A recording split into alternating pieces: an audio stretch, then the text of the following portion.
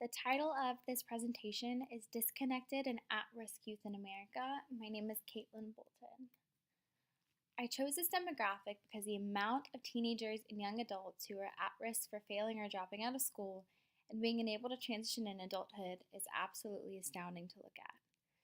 The number of teenagers and young adults who are without the support needed to live a happy and successful life and who are being forgotten by the education system and society as a whole is astounding.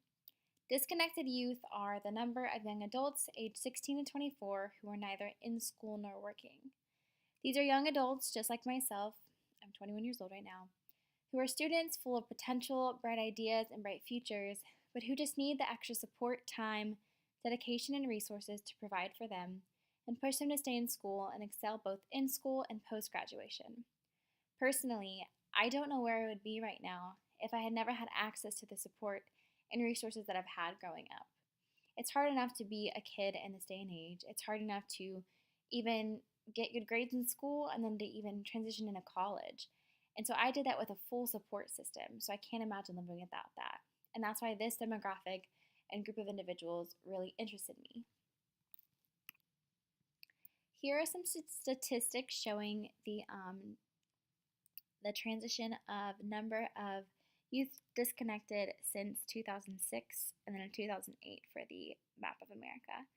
As you can see, there was a big spike between 2008 and 2009, and then it slowly tapered off a little bit, but the numbers are still extremely high.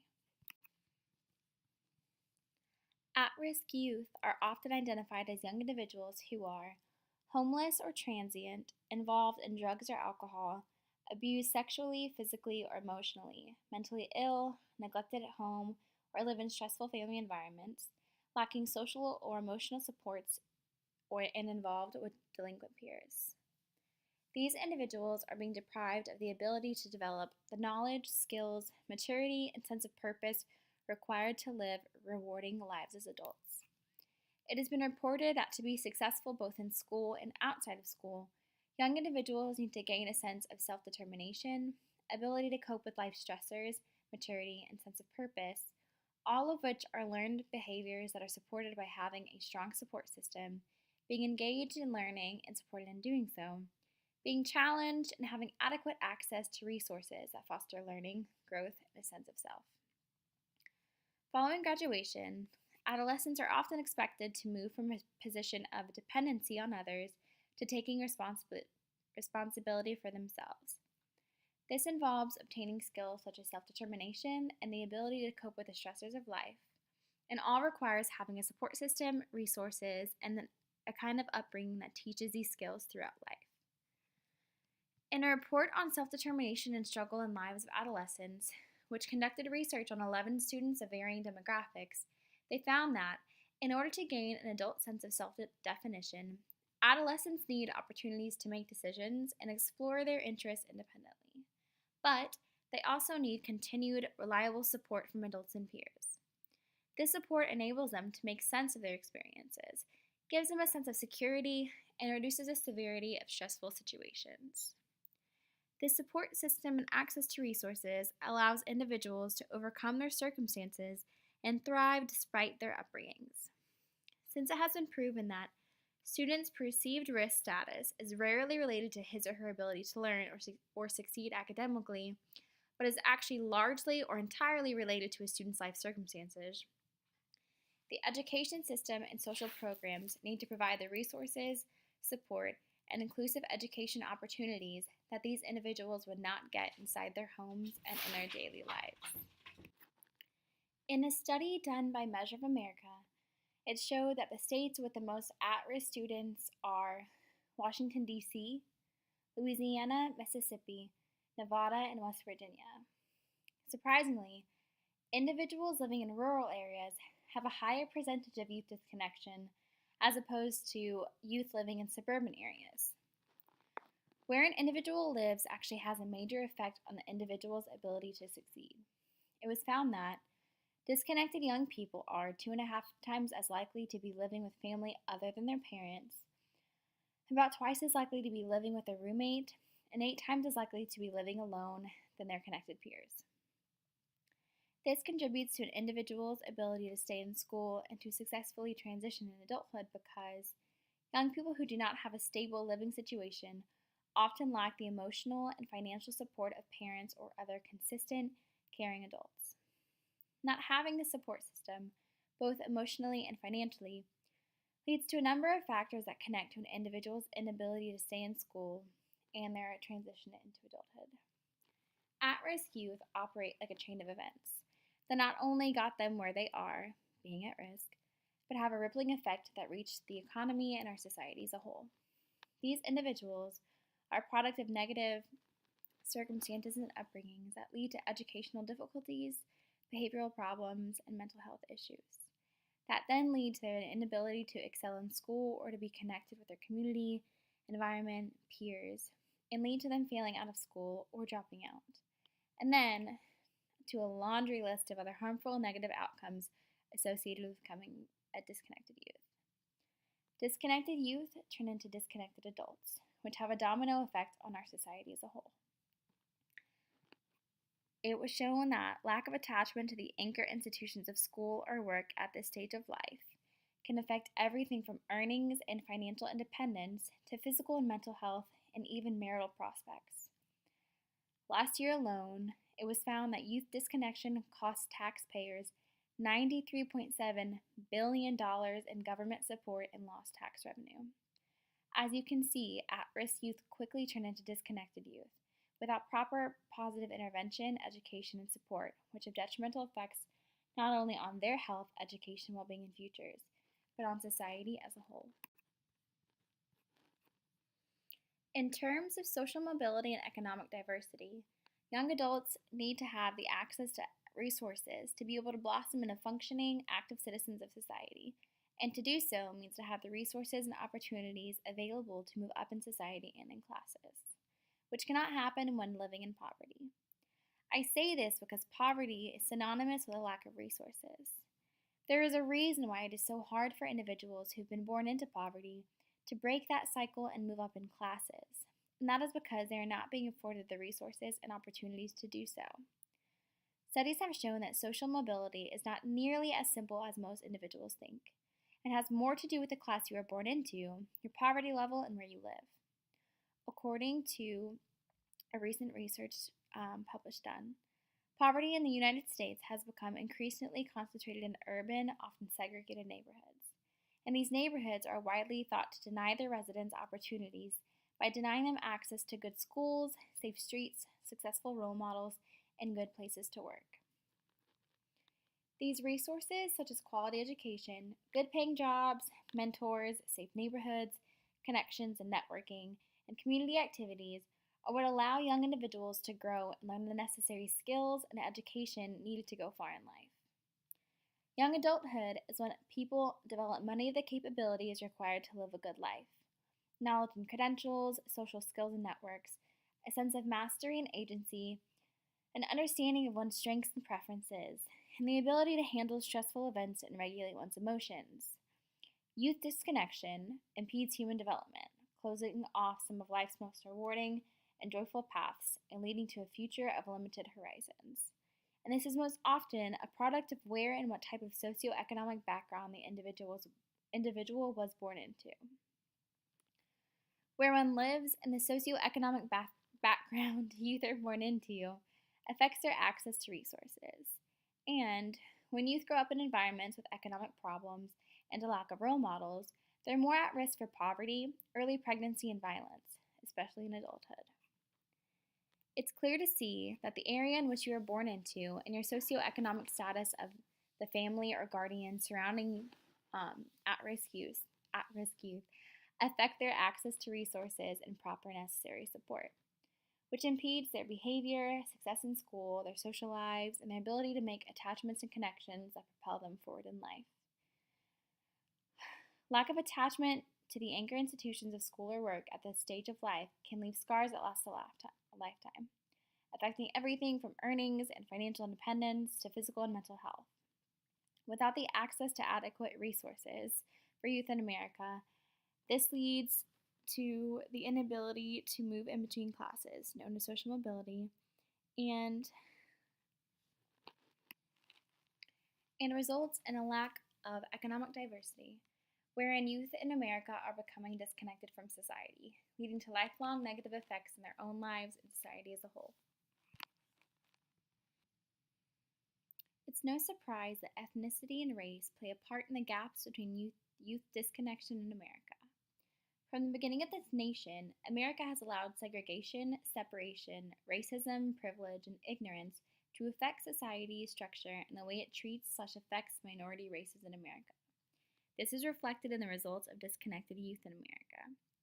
Research has shown that Asian youth have the lowest rate of disconnection, being at 6.6%, followed by white youth at 9.2%, Latino youth 13.7%, Black youth at 17.2%, and lastly, Native American at 25.8%. From this, it is clear to see that Native American and Latino young people face higher disconnection rates than whites and Asians at every income level. These disparities between ethnicities are due in part for a multitude of reasons, and each ethnicity faces its own particular challenges, with some overlap. When looking at African Americans in the United States and the struggles they face, African Americans, especially males, are leading the numbers when it comes down to incarceration, school dropouts, fatherless homes, drug addiction, high unemployment, and poverty rates. These challenges and outcomes are due to a long-term narrative of racism and segregation that has allowed for the systematic oppression of their race, affecting their access to quality neighborhoods, education, resources, jobs, and quality health care, all of which are like dominoes leading up to the outcomes outlined above. For the African American youth in America, coming from homes that fit into and are affected by the struggles outlined above, these challenges heavily affect their ability to succeed and to have the access to resources needed to combat these challenges and level the playing field with the majority race in America. The misconceptions about African Americans in the United States are large and contain words that usually categorize them by saying the phrase all African Americans are athletes, rappers, thugs, lazy, individuals who abuse the welfare system, dangerous, unintelligent, drug dealers, or incompetent in white-collar jobs. These are obviously false misconceptions faced by African Americans, but they still affect their access to resources and how society/the political system in America treats these individuals. For Native American individuals in America, the challenges faced by their community are far and wide, and stretch back to the beginning of this nation when their rights were stripped away by non-natives of the land. The challenges faced by these individuals include the fact that Native Americans are disproportionately affected by mass incarceration. Their communities are often impoverished and jobless. Sadly, the federal government is still stripping Native people of their land, and the exploitation of natural resources threatens these Native communities. Violence against women and children is especially prevalent in Native communities. Schools on Indian reservations are deteriorated and structurally dangerous, and Native families live in overcrowded, poor-quality housing, with Native patients receiving inadequate health care, and suicide is the second most common cause of death for Native youth ages 15 to 24, which is 2.5 times the national rate. Native Americans' rights in America are continuing to be stripped away, and they're being left with next to nothing to live off of. They are being given barely any land, poor education, little to no funding, poor housing, inadequate access to resources, and are being brushed off into the corners of society, with their youth feeling the bulk of this weight.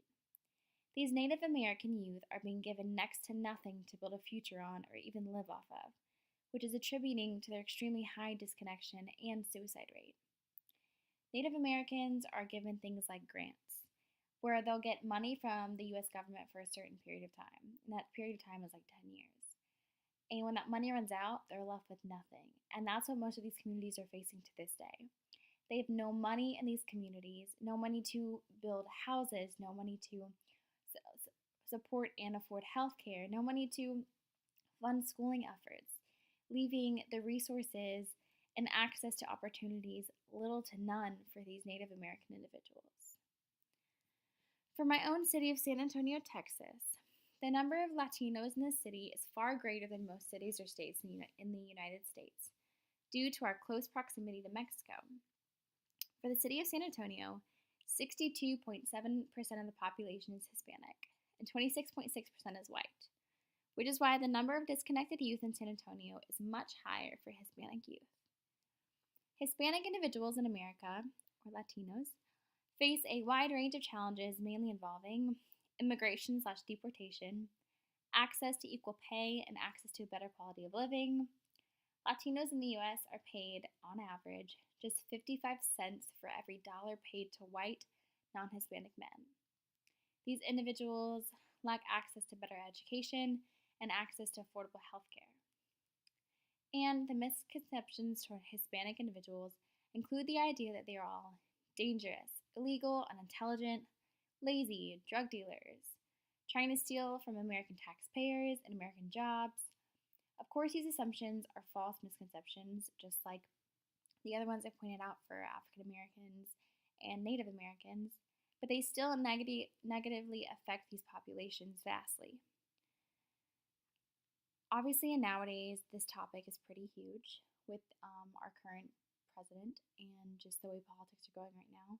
So this threat of deportation and the cost of legal immigration, the separation of family members, the inability to obtain quality and equal paying jobs, the inadequate access to quality education and health care, and the misconceptions towards Hispanic individuals in America is extremely relevant and means that they are not being afforded the ability to live up to an adequate standard of living, and their children are not being given the resources or opportunity to break this cycle of poverty and disconnections.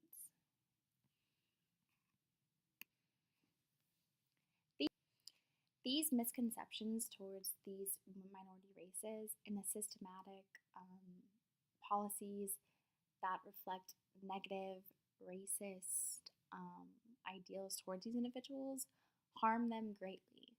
Not only just with how people think of them and their groups and their ideals or cultural beliefs, but their access to resources and the opportunity of the pursuit of happiness, which is what our Constitution is built upon.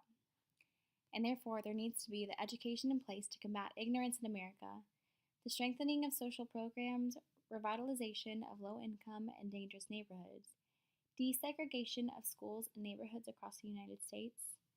Yes, sadly, these schools in America are still highly segregated, even though we have laws in place saying that's not supposed to happen.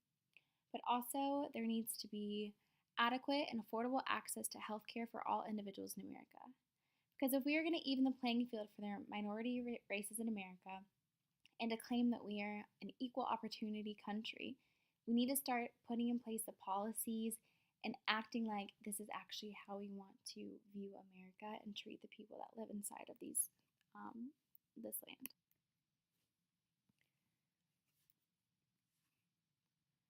Zero tolerance policies across the United States rely on consequences that remove students with behavioral issues from school, as opposed to working with them to correct these behaviors and get to the root of the problem.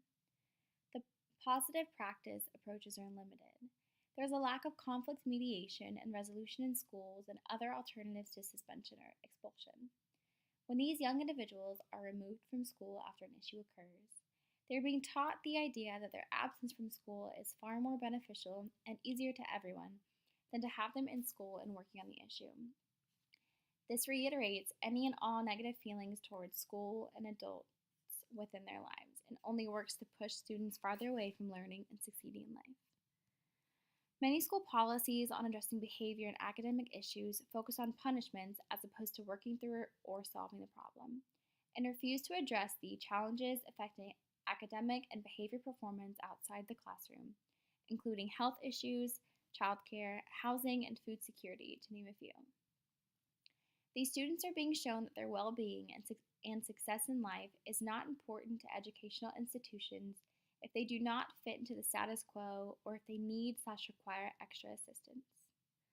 Policies regarding GED and high school diplomas pose serious barriers to disconnected youth success. Many disconnected youth eventually decide to reconnect with their education, yet many programs aimed at reconnecting disconnected young people only offer high school equivalencies. This is meaning that they only offer GEDs. And sadly, studies have shown that high school equivalencies do not have the same value as high school diplomas in the labor market. For many disconnected youth, reconnecting with education involves a high school equivalency test, not a high school diploma. And due to the fact that these high school diplomas hold more weight than a GED, their options for pursuing secondary education and obtaining quality jobs are gone. Currently, only 12 states in America offer high school equivalency recipients high school diplomas, and the option to go back to high school to finish a degree is not usually an option due to age and criminal history backgrounds. Students looking to re-engage with school or students who are at risk for becoming disconnected and require alternative solutions for schooling find little to no options. State and local education agencies lack multiple pathways to high school completion and dropout recovery options, such as GED to college, credit retrieval, twilight programming, and alternative school settings. And many of these individuals need these programs to be able to succeed in spite of their out-of-school conditions.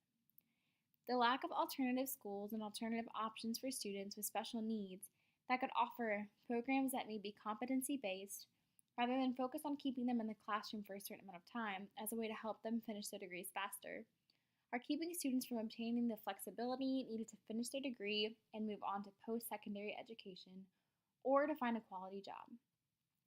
There is a massive lack of re-engagement centers and dropout recovery programs, college prep courses, apprenticeships, and job training available for disconnected youth. It's as if once they leave the school setting, even at a young age, or are pushed out of the school setting, they're forgotten and are not allowed to come back.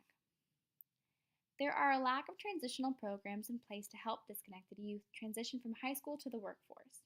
And since youth commonly stop out at transition points, like upon graduation from high school or completion of a job training program, without a clear handoff to help transitioning to next steps, youth can get lost in the system or lose momentum towards their next ultimate goal. Even if there are programs in place to help a student obtain their degree or finish job training or apprenticeship, there are not programs in place to help the student then apply these skills to the next level. And even worse, there are far too many policies in place that discriminate due to an individual's age, race, criminal history, educational background, and income that further prevent them from applying these skills to the workforce and to post-secondary education.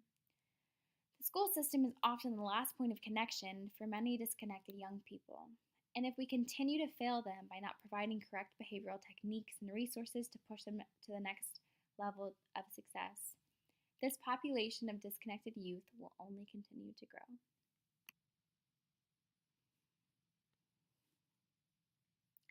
Disconnected youth, just like any youth in America, use and rely on technology. But for disconnected youth, this use of technology varies heavily by education and socioeconomic status, affecting their ability to succeed. So this chart shows the effects of disparities in technology access on classroom instruction. Technology may offer an important opportunity for connecting opportunity youth to employment. The vast majority of youth, including at-risk and homeless youth, use the internet frequently. However, internet frequency, use, and skills vary dramatically by socioeconomic status, race, and gender. The youth who live in low-income neighborhoods, which is most disconnected youth, lack access to external opportunities, including jobs, education, and other resources that are more readily available in higher-income neighborhoods. This lack of access to resources is definitely reflected in these individuals' access to technology, the quality of said technology, and how they use it. Most disconnected youth don't have access to internet use at home, affecting their ability to adequately access information, complete school assignments, search for jobs, and learn valuable information that contributes to their success. When asked if teachers in low-income areas thought that their at-risk students had adequate access to technology, only 3% of teachers in high-poverty schools agree that students have the digital tools they need to effectively complete assignments while at home, compared to 52% of teachers in more affluent schools. Studies have shown that technology is an important tool for student success in this day and age. With a new report from the Alliance for Excellent Education at the Standard Center for Opportunity Policy and Education, finding that technology, when implemented properly, produces significant gains in student achievement and boosts engagement, particularly among students at risk. When looking even further into students' access to technology, specifically to computers and at-home internet, both low-income teens and young people of color are noticeably less likely to own computers and use the internet than high-income or white teens. This study also showed that the kinds and quality of devices and the extent of broadband access also differed across more and less wealthy households and incomes. This result isn't too surprising. Individuals who have less money tend to have less access to resources, whereas individuals with more money tend to have more access to resources. That being said, these factors do have a significant impact on student success in schools, with teachers in high poverty schools more likely to say that the lack of resources or access to digital technologies among students being a challenge in their classrooms. This was 56% versus 21%. This lack of access to technology outside of the home is leading to an inability for students to succeed in school, to search for jobs, to connect with others, to access information, and to gain opportunities needed to succeed. How and how much people use the internet matters for employment, wages, access to information, and social connectedness, such that differentiated internet use across social groups can exacerbate existing social inequalities. Opportunity youth, however, rely on cell phones and public spaces such as schools and public libraries to access the internet and information, which affects the quality of the information available and the proficiency in which they use the internet. These differences in our use across groups implies that while opportunity youth are connected to and use the internet frequently, they likely face barriers to online information-seeking behavior, such as job searches and educational platforms. While disconnected youth still have access to internet and technology in some form, the research heavily states that having access to this technology and having it be higher quality within the home affects an individual's success in school and also in finding jobs. While disconnected youth are at a disadvantage when it comes to access to technology at home and in school, the booming tech industry is providing more opportunities for their success in the future. While opportunity youth may be facing multiple challenges in their lives, including discrimination, poverty, and a lack of social support, development in technology and emerging new industries may provide them with new opportunities to gain access to jobs. Organizations such as CodeStart and NPower are teaching disconnected youth across America useful technological skills and life skills, setting them up for long-term success. At CodeStart, they are taking disconnected youth who've been labeled by the system and teaching them how to be a junior-level software engineer or developer. Besides coding skills, the students are being coached on interviewing skills, financial literacy, resume writing, and cleaning up social media profiles before they are matched with paid internships, with the goal of teaching them life skills they can use to further their educations and careers. At NPower, the organization reaches 300 low-income youth by offering a 22-week program that trains almost 50 young adults, ages 18 to 24. The course involves 15 weeks of classroom work and a 7-week internship, and upon completion of the course, students receive a computer technician certification known as CompTIA. Besides teaching tech skills, NPower teaches students interviewing and resume writing. They take visits to corporations, and speakers come to the class. The organization also provides students with vouchers for public transportation, hoping to not only teach these individuals tech and life skills, but to eliminate any physical barriers for success. Technology is an amazing resource that promotes learning, life, and career skills, which sets up individuals for lifelong success. Therefore, having adequate access to technology, both in schools and in the home, would make a massive impact on at-risk students and disconnected youth, and can be a valuable tool for success. For all youth growing up, there are important life skills, behaviors, and coping mechanisms that are learned by most young individuals through the help of their support system and access to resources, and allow them to grow into high-functioning and successful members of society. Yet for disconnected youth, this is not the case. Research has shown that adolescents must undergo a series of developmental tasks, including developing identity and autonomy, identifying career goals, and gaining impulse control. At the same time as their brains are working on these tasks, chemical changes to the brain encourage them to take risks. Adult support can help adolescents navigate these challenges, but disconnected young people often lack this support system, and therefore never learn these necessary developmental tasks. To add on to this, most at-risk individuals have not been taught basic manners and social conventions and often have very atypical views about standards governing appropriate behaviors. This leads to what is seen as behavioral issues, acting out, and many times mental health issues as well. This lack of proper developmental skills oftentimes leads to inappropriate behavior that indicates a problem that should be addressed. Disrespectful conversation, failure to engage in school, and working below capacity often point towards complicated situations with which the teen cannot deal, since bad behavior is a symptom of an unpleasant internal state.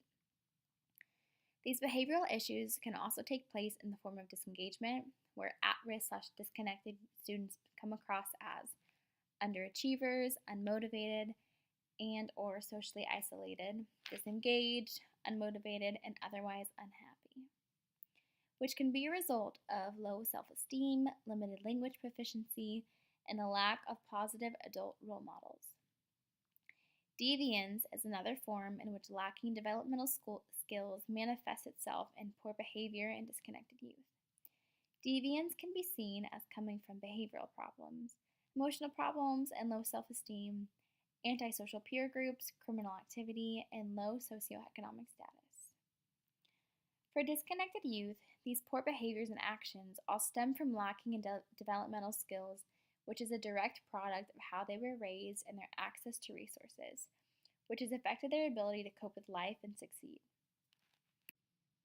These learned behaviors lead up to what psychologists call resiliency, which is an umbrella term for a number of characteristics that children learn to be able to cope with life, handle problems, cope with stress, behave appropriately, persevere, and succeed.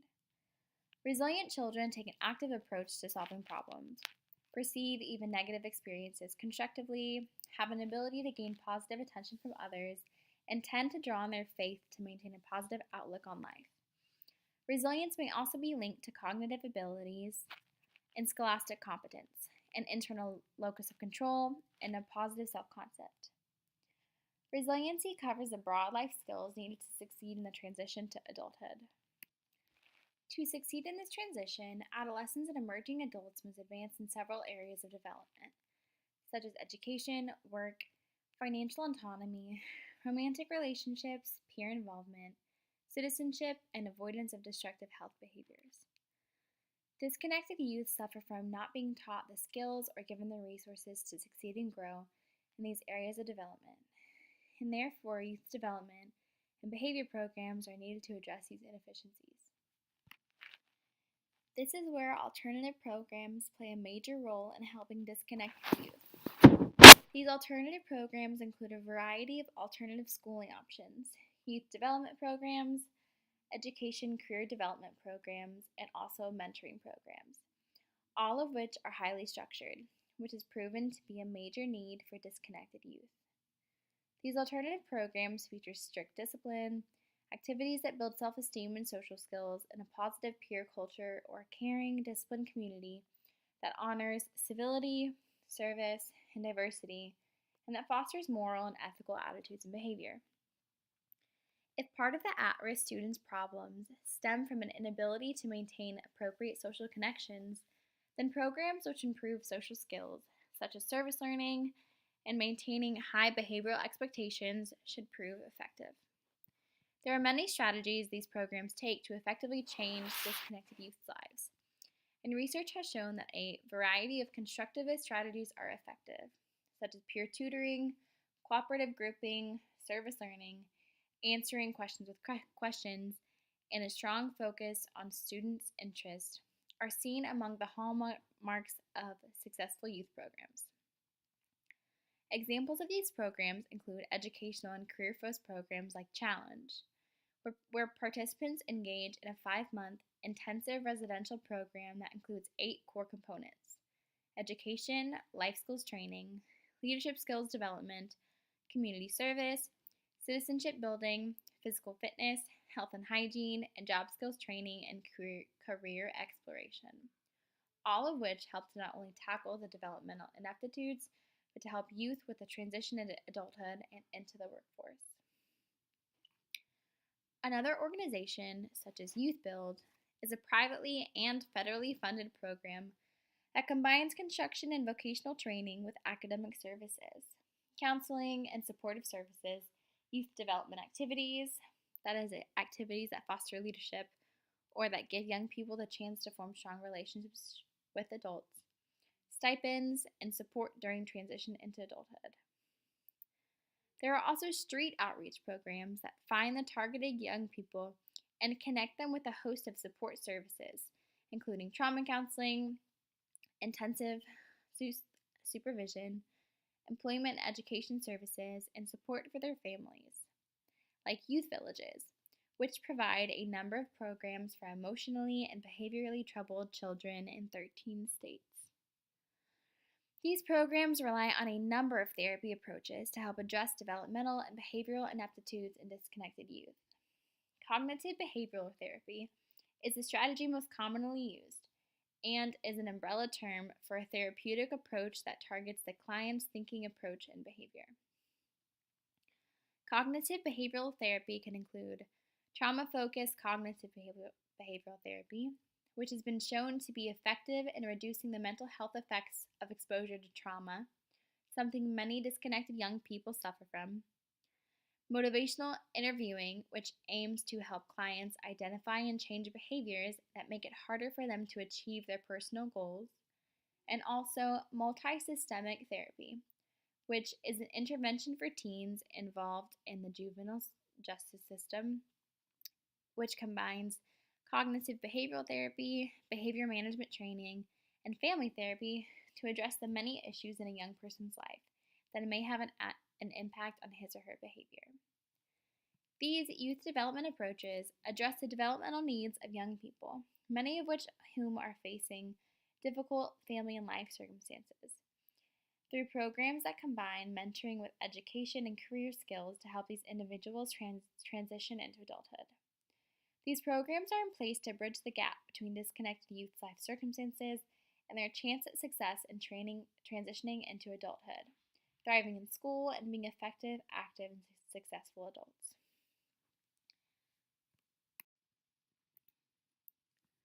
Formal mediation is not offered for disconnected youth, and in fact, in dealing with conflict and issues that arise surrounding disconnected youth, disciplinary measures and law enforcement are typically the individuals who deal with these issues. For instance, due to zero-tolerance policies in most public schools in the nation, if conflict or issues arise concerning disconnected youth in the education system, they are met with disciplinary measures that pull them out of class and out of school, such as detention, suspension, and expulsion. And oftentimes, if the conflict is bad enough, the school involves with the authorities, leading to jail time for many at-risk and opportunity youth in America. Disconnected youth are more likely to have criminal justice involvement. 1 in 10 young male high school dropouts and 1 in 4 young black male dropouts are either in jail or face juvenile detention at any point in time. Due to the issues and circumstances surrounding disconnected youth, so many end up facing criminal charges at some point in their lives, meaning that the only mediation they receive for dealing with any issues or challenges is typically the criminal justice system. This is where programs that work to combat those circumstances leading up to becoming a disconnected youth, as well as serving the current disconnected youth to become reconnected, is necessary. While most conflict concerning disconnected youth is handled through disciplinary and judicial routes, Collaboration within the community and organizations to solve these issues surrounding disconnected youth is prevalent. Collaborative efforts between programs like the National Guard Youth Challenge Program and the Corporation for National and Community Services, AmeriCorps, National Civilian Community Corps, I know it's a total mouthful, work together to support leadership opportunities for disadvantaged and out of school youth serving in their programs. These programs are community based and lead, train, and mentor young people between the ages of 16 and 18 who are unemployed and have left school so that they may become productive citizens and reconnect with society. Programs like Project U-Turn, which is a citywide collaborative effort to address the dropout crisis in Philadelphia, examines the problem, promotes the crisis as a system-wide issue rather than an education issue, and involves and sustains a diverse array of partners, and also works to both prevent students from dropping out as well as re-engage those who have already dropped out. Organizations like the Iowa Collaboration for Youth Development coordinates and aligns state policies and practices to support positive youth development and increase high school graduation rates, hoping to combat disconnected youth in America. Another organization like Navigate supports a collaboration of schools, businesses, colleges, and other organizations to foster opportunities for community service, leadership development, career and college exploration, internships, and employment for youth as they transition from school to careers in post-secondary education. Lastly, there are even large collaboration efforts taking place to combat these issues surrounding disconnected youth, such as the SBIRT/Youth Build, an employment and training program funded by the U.S. Department of Labor and the U.S. Department of Health and Human Services, and also the Substance Abuse and Mental Health Services Administration, that are used to help identify youth who have or are at risk for substance use problems and to identify people who need further assistance or referral for treatment. And then they connect them with the help that they need. While all of these programs and organizations sound great, the problem with this is that, while like I said, it's amazing to have this community and organization-wide collaboration to combat, prevent, and help disconnect youth in society, formal mediation and intervention in the places where kids need it most, like in schools and within their homes, is not happening. That is why these collaboration efforts between organizations and departments is needed, because this is oftentimes the only help that these disconnected youth will be able to get to help with the issues that they face. Throughout the research for this project, it was easy and clear to see that the reason behind disconnected youth is pretty vast, but it all stems from policies and practices in place by our government that negatively affect minority races and low socioeconomic statuses in America, which then affects individuals' access to resources and opportunities, which this research has shown is what actually results in individuals' ability to succeed in life. A lot of this, it's a product of your race, your ethnicity, where you live, what your parents are like, your life circumstances, the experiences that you face, etc. All the things growing up in life that contribute to your ability to succeed. And 99% of the time, these experiences, these access to resources, opportunities, are out of these youth's hands. They're a product of their circumstances. And therefore, policies and programs need to be in place in schools and throughout society and politics in America to help level the playing field for these individuals and help give access to these kids who would not have access in their own homes, to help combat this idea of disconnected youth and get these numbers down.